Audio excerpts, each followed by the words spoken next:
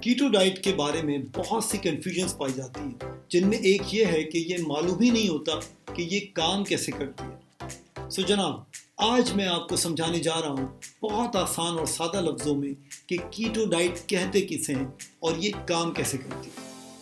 عام طور پر ہماری روزمرہ زندگی میں جو روزانہ ہم خوراک یا غذا کھاتے ہیں، اس کا ایک بڑا حصہ یعنی تقریباً 60 سے 70% حصہ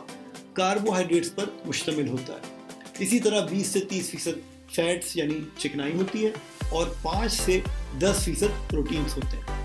مگر ہماری اسی روٹین کی خوراک میں ایک بہت بڑی پرابلم، جی ہاں بہت بڑا مسئلہ ہے، اور وہ یہ کہ جب ہم اتنی زیادہ مقدار میں کاربوہائیڈریٹس روز اور بار بار کھاتے ہیں تو یہ کاربوہائیڈریٹس کچھ تو ہمارے جسم میں انرجی یا ایندھن کے طور پر استعمال ہو جاتے ہیں، مگر ضرورت سے زیادہ کاربوہائیڈریٹس ہمارے جسم میں اسٹور ہو جاتے ہیں،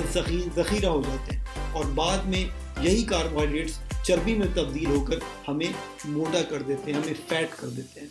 اس کا ایک آسان اور قدرتی حل ہے۔ اگر ہم روزانہ اتنے سارے کاربوہائیڈریٹس کے بجائے اپنی خوراک کا زیادہ تر حصہ فیٹس یعنی چکنائی سے لینا شروع کر دیں، مثال کے طور پر ہم روزانہ 70% فیٹس لیں،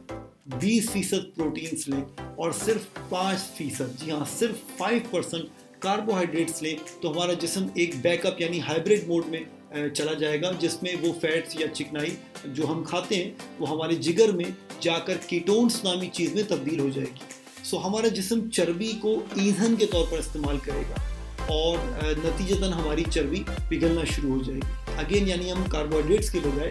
فیٹس کو ایز اے فیول سورس استعمال کر رہے ہیں۔ اس سارے عمل کو کیٹوسس کہتے ہیں، اور وہ ڈائٹ جو ہمیں کیٹو موڈ پر لے آتی ہے اسے کہتے ہیں کیٹو ڈائٹ۔